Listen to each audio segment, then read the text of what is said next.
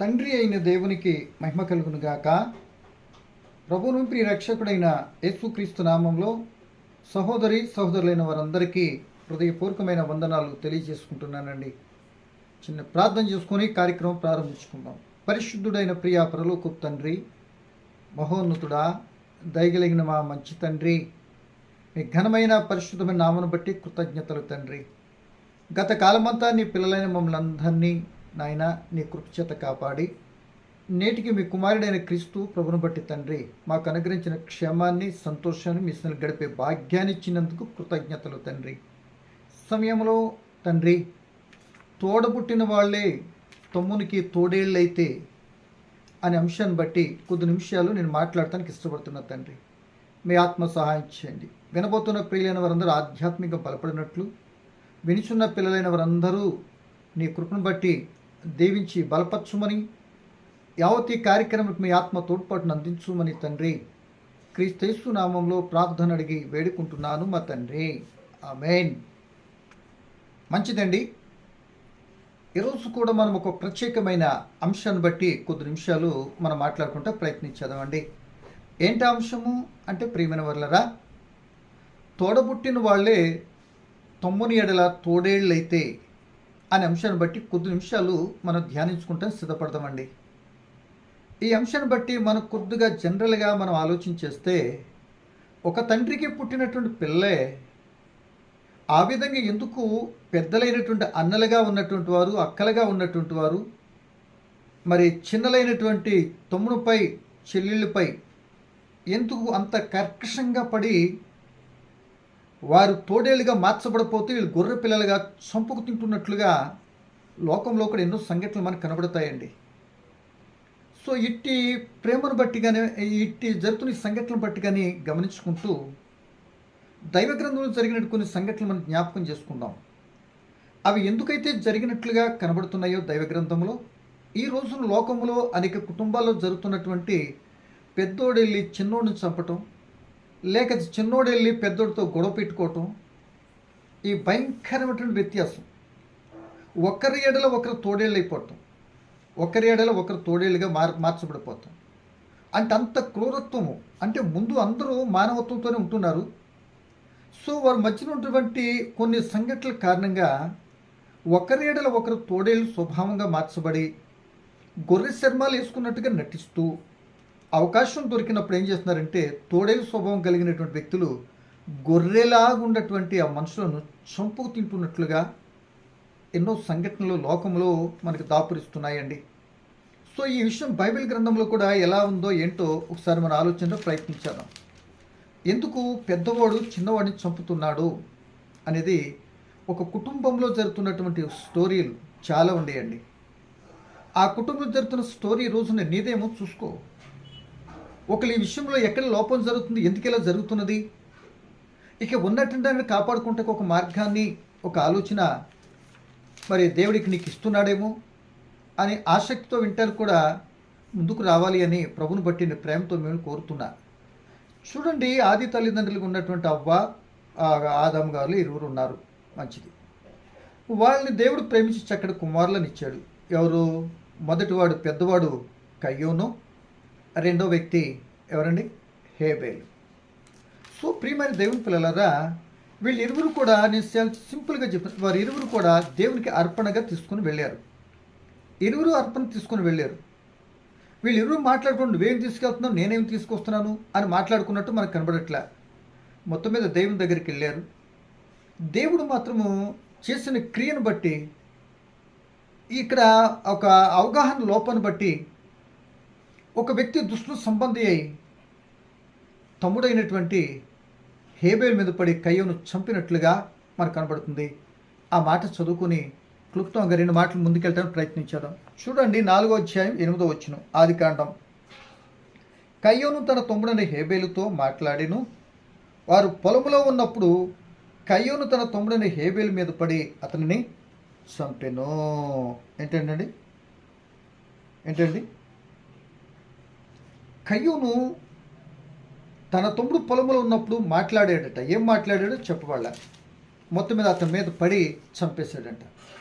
So ఇక్కడ మనం గమనించవలసిన విషయం ఏంటంటే, ఇప్పుడు హేబేలు ఏం తప్పు చేశాడని అన్నయ్యనేం దూషించాడా? అన్నతో అంతకుముందే కలహపడ్డా? లేదే, ఏ తప్పు చేయలేదు కదా. అలాంటప్పుడు మరి ఎందుకు కయ్యూను వెళ్ళి హేబేలైన తన సొంత తమ్ముడిని ఎందుకు చంపేశాడు? అసలు తమ్ముడంటే ఎంత ప్రేమగా ఉండాలి.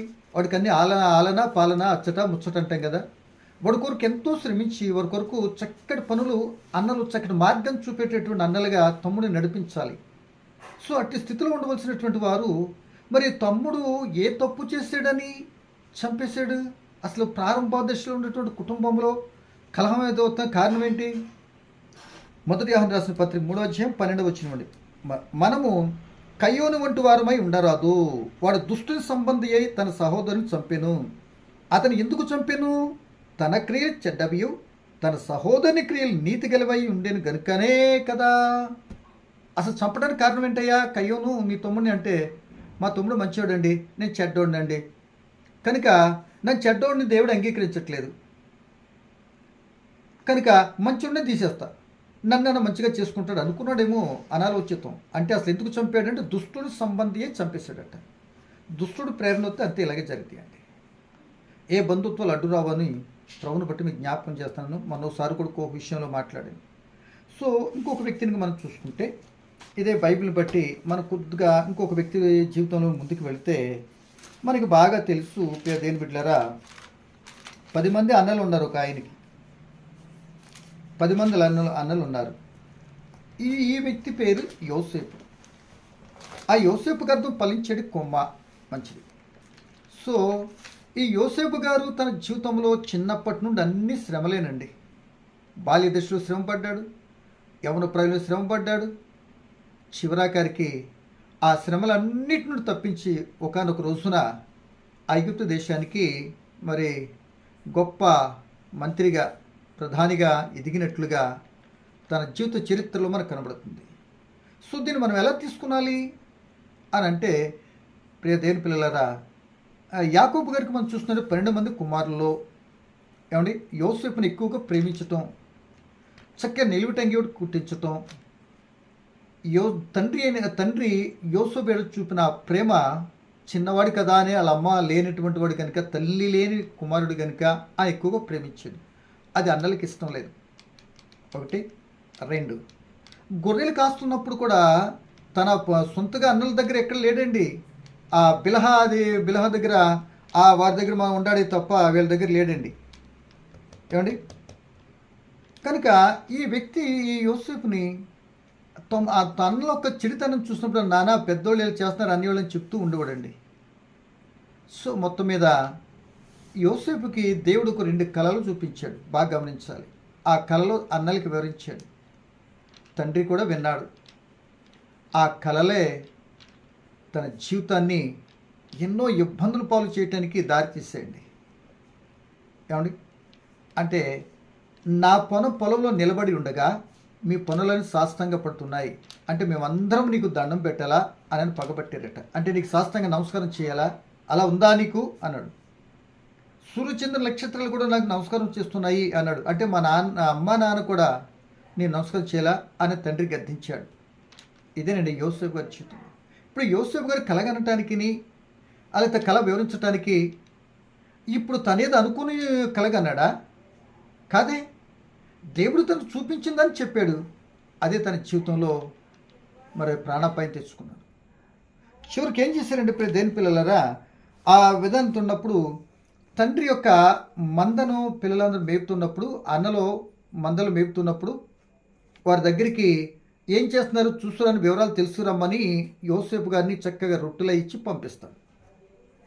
అన్నలో అప్పటికే తండ్రి చేత ప్రేమించబడుతున్నాడని, లేదు మనం అంతా చిన్నోడైనా సరే వీడికి మనం నమస్కారం చేయాలట అని మన చరిత్రమంతా తండ్రికి చెప్తుంది కదా అని ఒక పగ, మరింత పగబట్టి అసూయ పడిపోతున్నారు తమ్ముడిపై. ఎందుకు?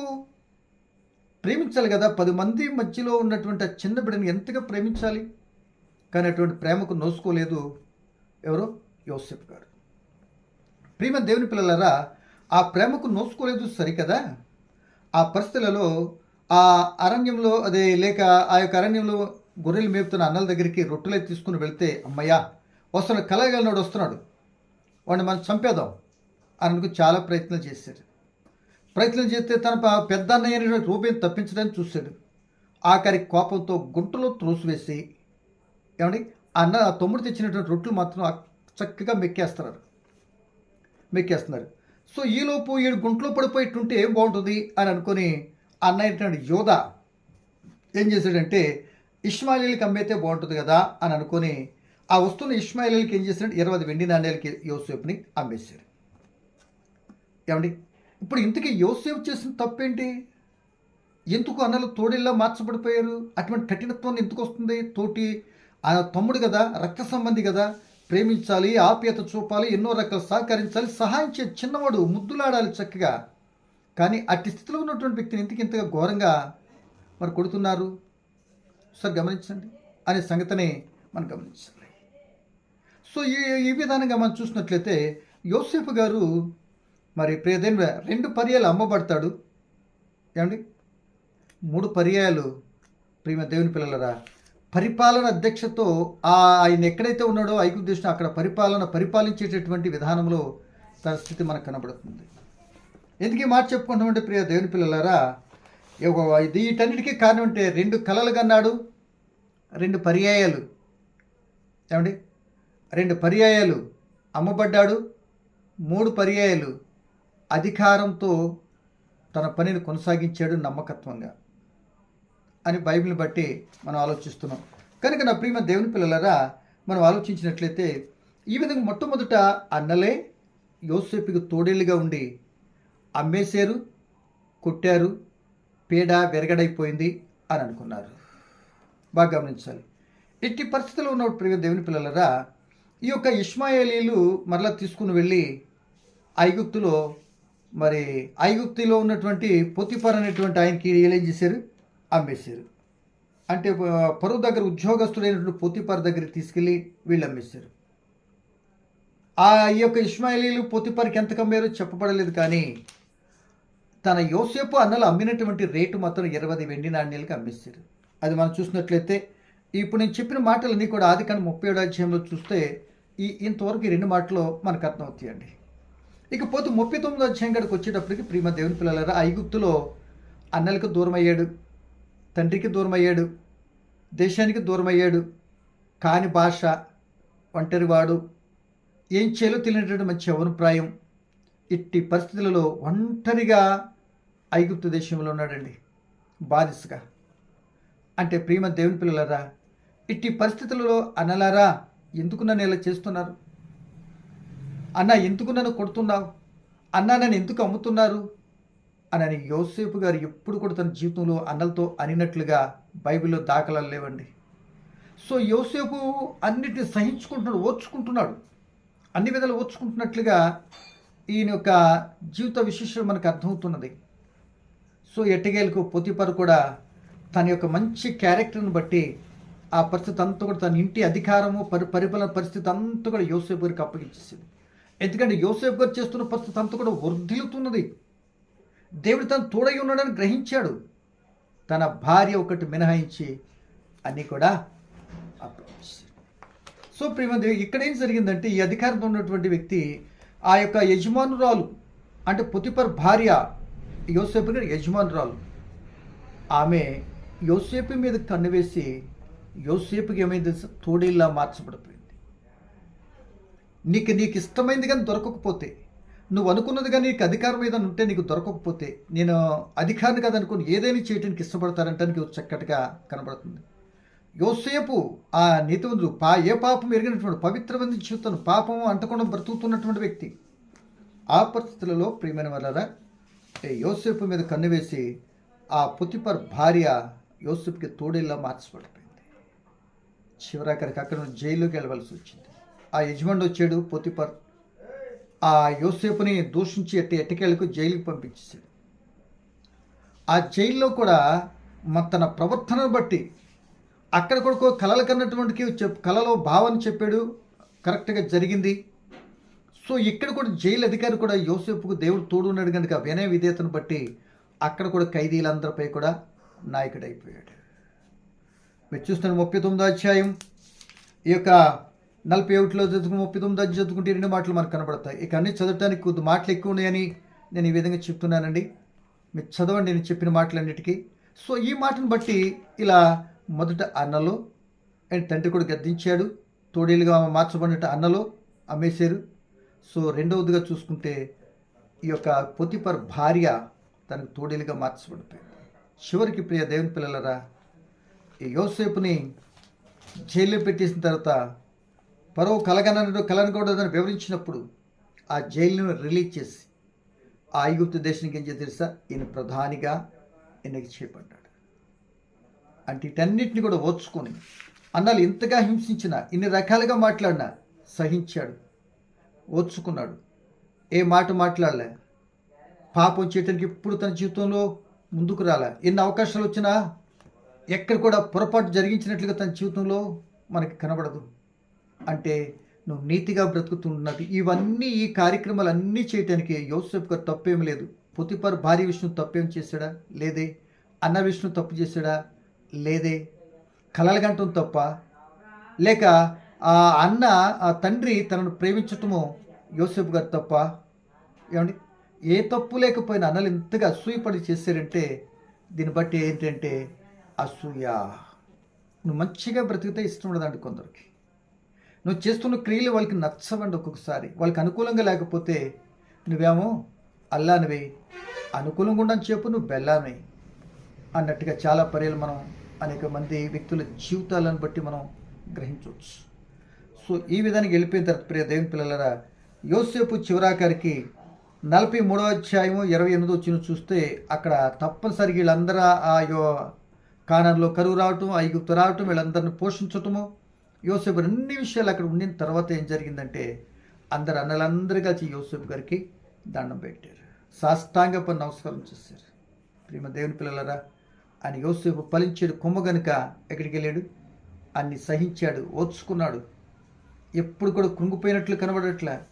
అందరూ వదిలేసారే, నిజంగా ఇలాంటి అన్నలేంటి నాకు అనుకుని ఎప్పుడు కూడా తను మనసులో చింతపడినట్లు కానీ, బాధపడినట్లు కానీ, అన్నల మీద నిందాపూర్వకంగా మాట్లాడినట్లు కానీ ఎక్కడ కూడా కనబడదండి. సో అంతగా ఓర్చుకున్నాడు అంటే ప్రియ దేవుని పిల్లలరా, దేవుడు తనకి తోడై ఉన్నాడు. ఎవరైతే అపవిత్ర అంటకుండా ఉంటారో, ఎవరైతే మరి ఆయన చిత్తాన్ని బట్టి నడవటానికి ఉన్నప్పుడు వస్తున్నటువంటి పరిస్థితులు ఇంటిలో నుండే సమస్యలు వస్తాయో వాటన్ని తాళ్ళుకుంటానికి నువ్వు ఆ అపవిత్రత అంటే పాపం చేయకుండా నువ్వు ఉన్నట్లయితే వాటిని ఓర్చుకునే శక్తి, తప్పించేటటువంటి సహాయము దేవుడే చేస్తాడంటే యోసేపు నోటి మనకు అర్థమవుతుందండి. ప్రేమ దేవుని పిల్లలరా, తోడేళ్ళు అన్నలే తోడేళ్ళు అయిపోయారు. ఇంకెవరు చెప్పుకుంటాడు? అక్కడ పొతిఫర్ భార్య తోడేలైంది. ఇంకెవరు చెప్పుకుంటా? నేను ఇలా చేయలేదంటే వినేవాళ్ళు ఉండారా? పట్టించుకునేవాళ్ళు ఉండారా? అసలు తన తరపున ఒక మాట మాట్లాడేటటువంటి ఎవరైనా ఉన్నారా? అది పొరుగు దేశం, బానిస, అమ్మబడినటువంటి వ్యక్తి. సో ఇన్ని జరుగుతూ ఉన్నా, ఇన్ని రకాలు తన జీవితంపై వస్తూ ఉన్నా తన పవిత్రతను కాపాడుకున్నాడు కనుక యోసేపుకు దేవుడు తోడై ఉండి ఎవరైతే తోడేళ్ళుగా మారారో తోడేళ్ళందరూ కూడా అదే గొర్రె పిల్లగా ఆయన ఈ విధంగా హింసపెట్టిన అందరి దగ్గర ఆయన కాళ్ళ దగ్గర తీసుకొచ్చి సాష్టాంగపడి నమస్కారం చేసేటట్లు దేవుడు యోసేపుని హెచ్చించాడు. కనుక ఈ సమయంలో ప్రేమ దేవుని పిల్లలారా, ఇలా మనం మాట్లాడుకుంటూ వెళ్ళినట్లయితే మరొక వ్యక్తిగా 1, 2, 3 విషయాలు స్పీడ్గా చెప్తాను. చూడండి ప్రేమ దేవుని పిల్లలారా, యేసు శిష్యులు కూడా ఒక మాట చెప్పారు. ఇదిగో మేము తోడేళ్ళ మధ్యకి పంపిస్తున్నాను, చాలా గొర్రె పిల్లలైనటువంటి మిమ్మల్ని తోడేళ్ళ మధ్యకి పంపిస్తున్నాను, జాగ్రత్త. వాళ్ళు ఏం చేస్తారు, స్పీడ్గా మీ మీదకి వచ్చేస్తారు. వాళ్ళు గొర్రె చర్మాలు వేసుకొని గొర్రెలాగా మీతోనే ఉండి మిమ్మల్ని చంపేస్తారు. అంటే మిమ్మలను ప్రాణాలు తెగించి అసలు తోడేళ్ళ మధ్యకి వెళ్తున్నారంటే ఎందుకు వెళ్తున్నామని అనలే, తోడేళ్ళ మధ్యకి పంపించి గొర్రె పిల్లలను మొత్తం తన పని జరిగించాడు. నా కొరకు కానీ మీరు ప్రాణం పోగొట్టుకుంటే దాన్ని దక్కించుకుంటారు అని చెప్పినట్లుగా వాళ్ళు మారుమాట మాట్లాడకుండా వెళ్ళి పనిచేసి తమ ప్రాణాలు అర్పించినట్లుగా శిష్యులు మనకు కనపడుతుంది. ఇప్పుడు యేసు ప్రభుల వారు కూడా మనం చూస్తే యేసు ప్రభు నమ్మినటువంటి శిష్యులే, యేసు ప్రభు తోబుట్టులే, యేసు ప్రభు కుటుంబీకులే, యేసు ప్రభు జాతి వారే యేసు ప్రభుకి తోడేళ్ళైపోయి ఆయన ఏదో విధంగా ఎలా చంపాలా, ఎలా చంపించేయాలా అనే అనునిత్యము ప్రయత్నం చేస్తూనే ఉండి చివరాఖరికి ఆయన్ని చంపేశారు కదా.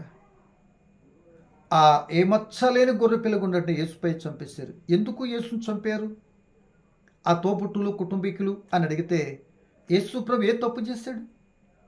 అంటే వాళ్ళ కులములో గోత్రములో వాళ్ళు పుట్టడమే తప్ప, యోసేపు గారు ఏం తప్పు చేశారు? ఆ కుటుంబంలో ఆయన గర్భాన పుట్టడమే తప్ప. ఏమండి, పొతిపరింట్లో ఏ తప్పు చేశాడు? అదా? పోనీ హేబేలు గారు ఏ తప్పు చేశారు? తోబుట్టువులో ఏ విధంగా చంపడానికి కారణం? అంటే ప్రియమైన దేవుని పిల్లలరా, ఈ యొక్క యేసును కూడా ఇన్ని రకాలుగా హింస పెట్టినా, ఇన్ని మాట్లాడుతూ ఉన్నా ఆయన కూడా ఏ మాట మాట్లాడలేదండి. యేసు ప్రవచనం ఉంది కనుక ఏం చేస్తునో తెలియదు అని అయితే తండ్రిని వేడుకున్నాడు. యేసు తినేట్టు సహించాడు, ఓర్చుకున్నాడు. అందుకే తోడేళ్ళు లాంటి వాళ్ళుగా ఎక్కడి నుండో రారు నీ దగ్గరికి, ఎక్కడ ఉండరు, నీ కుటుంబంలో ఉంటారు, నీతోనే ఉన్నటువంటి వారుగా ఉంటారు. ఆఖరికి నువ్వు ఉన్న సంఘములో నీతో ఉన్నటువంటి తోబుట్టు లేనటువంటి రక్తం చేత క్రీస్తు రక్తం కడగబడినటువంటి సహోదరులోనే వారిలో ఉండే తోడేళ్ళు బయలుదేరుతాయి అని పౌలు గారు చెప్తున్నాడు. అంటే ఇవన్నీ ఎందుకు చెప్పుకుంటున్నామంటే, నీతో ఉన్నటువంటి వారే ఎప్పుడు నీకు తోడేలు స్వభావంగా మరి నీ మీద పడి చంపేస్తారో తెలియదు. సిద్ధపడిపో, మెలకువ కలిగి ఉండు, జాగ్రత్తగా ఉండు. నీ భక్తి భావన బట్టి, నువ్వు నడుతున్న నీతిని బట్టి, నువ్వు చేస్తున్న క్రియలను బట్టి, నువ్వు నడుతున్నటువంటి దేవుని మీద పరిపూర్ణ విశ్వాసాన్ని బట్టి నేను ఏ విధంగా మరి దారి తప్పించాలో, మాకు అడ్డు లేకుండా చేయాలో, నువ్వు భక్తి చేసుకుంటే, నువ్వు తప్పు చేసుకోకపోతే, ఏ తప్పు చెప్ప నువ్వు బ్రతుకుతుంటే నీ బ్రతుకు నిన్ను కూడా బ్రతకనేది సమాజం. అంటే దుష్టుని యందు ఉన్నటువంటి సమాజం అంతా కూడా భక్తిభావంతో కలిగినటువంటి వారికి ఉన్నటువంటి వాళ్ళకి తోడేళ్ళు వాళ్ళని వారి మీదకి లేపటానికి దుష్టుడు ఎన్నో పన్నాగాలు పన్నుతూ ఉంటాడు. జాగ్రత్తగా గమనించాలి అని ప్రభుని బట్టి మీకు జ్ఞాపకం చేస్తున్నా. కనుక ఇక్కడ మనం గమనించినట్లయితే యోబు గారు ఉన్నారు. యోబు భార్య యోబు గారికి తోడేళ్ళు చచ్చిపోయినది ఎందుకు వచ్చిన గొడవయ్యా నీకు అని అంటుంది. స్నేహితులు తోడేళ్ళుగా ఎన్నో రకరకాల మాటలు మాట్లాడారు. ఇలా మనం చెప్పుకుంటే ఎన్నో విషయాలు మనం చెప్పుకోవాలి. లోపల జీవితాల్లోనికి ఒక అడుగు మనం ముందుకు ఇటు వస్తూ ప్రయత్నం. ఇప్పుడు జరుగుతున్న కుటుంబాన్ని కానీ మీరు తీసుకున్నట్లయితే ప్రియమైన వాళ్ళరా, అన్నదమ్ములు తమ్ముడికి అన్నకి తోడేళ్ళు శుభంగా ఎందుకు మార్చబడిపోతున్నారు? భర్తకు భార్యకి ఎందుకు తోడేలుగా మార్చబడిపోతున్నారు? అత్త కోడలు ఎందుకు తోడేలుగా మార్చబడిపోతున్నారు? ఒకసారి గమనించండి. ఎందుకు చక్కగా ప్రేమించామనుకున్నటువంటి వారు ఒకరికొకరు తోడేలు ఒకరు చంపుకుంటున్నారు? ఎందుకు ప్రాణ స్నేహితులుగా ఉన్నటువంటి ఒకరికొకరు చంపుకుంటూ ఈ విధంగా నలిగిపోతున్నారు? ఒకసారి గమనించండి. అంటే నువ్వు మంచిగా బ్రతకటం వాళ్ళకి ఇష్టం ఉండదు. ఒకటి, చాలా పర్యాలు నువ్వు వాళ్ళకి ఆ వ్యతిరేకంగా బ్రతికినా, వాళ్ళ మాటను వినకపోయినా అడ్డు తొలగించుకుంటారు.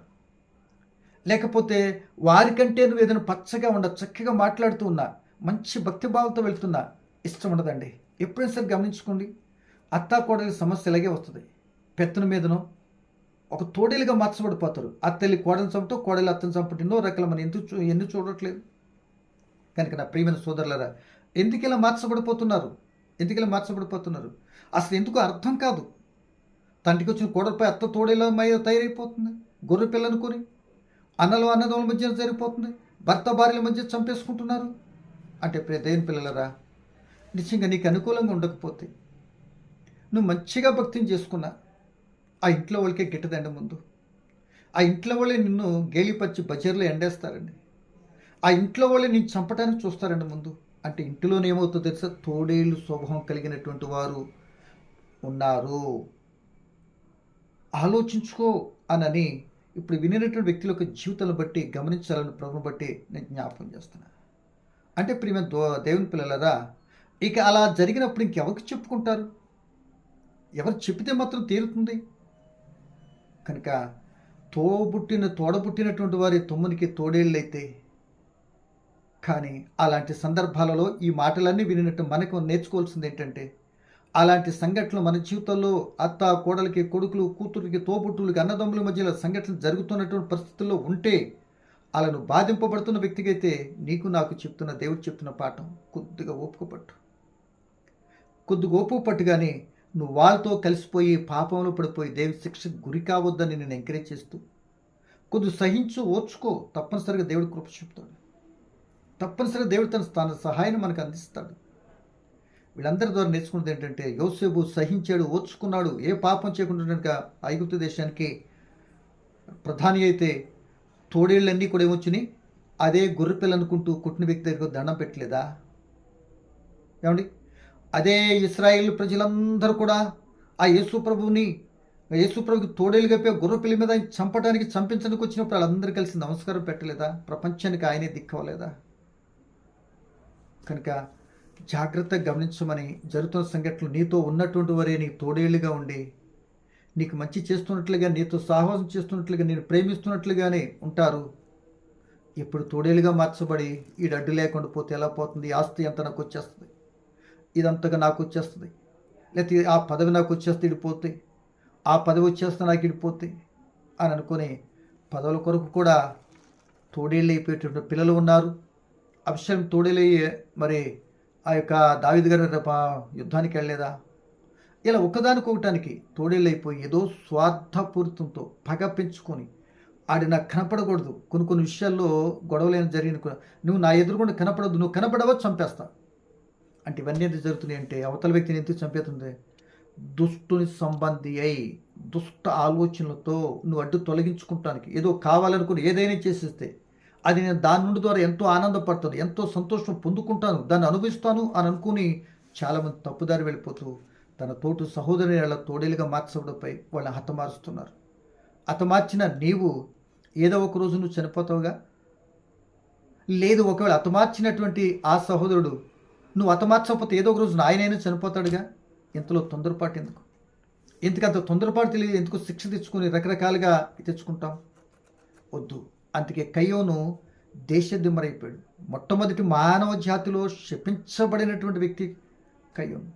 ఆ శాపం ఎంత భయంకరంగా ఉన్నదంటే ఆయన సన్నిధికి రావటానికే ఎలివేసి నా దగ్గరికి అసలు రావద్దు అని ఎలివేసాడు. ఇక ఆయన సన్నిధే లేకపోతే బ్రతుక కమ్యకు వచ్చి అటు స్థితిలోకి వెళ్ళకుండా ఇప్పుడు సాధ్యమైనంత వరకు మన తోటి తమ్ముడు స్నేహితులందరినీ చక్కగా ప్రేమిద్దాం. లేకపోతే ఇట్లా క్రియలు జరుగుతున్నాయి అంటే దుష్టు సంబంధమైన క్రియలు అనుకుని ఆలోచించి ఓపికతో ఉండి వాటిలో నుండి సహనంతో జయించటానికో ముందు సాగిపోతాం. తోడ్పాటు కోరుకుంటూ ఈ మాటలు ముగిస్తాం. Thank you. God bless you. పరమ తండ్రి నీకు వందనాలు. సమయంలో వినని వాక్యం నా మాందర హృదయలో ఫలింపచేయండి.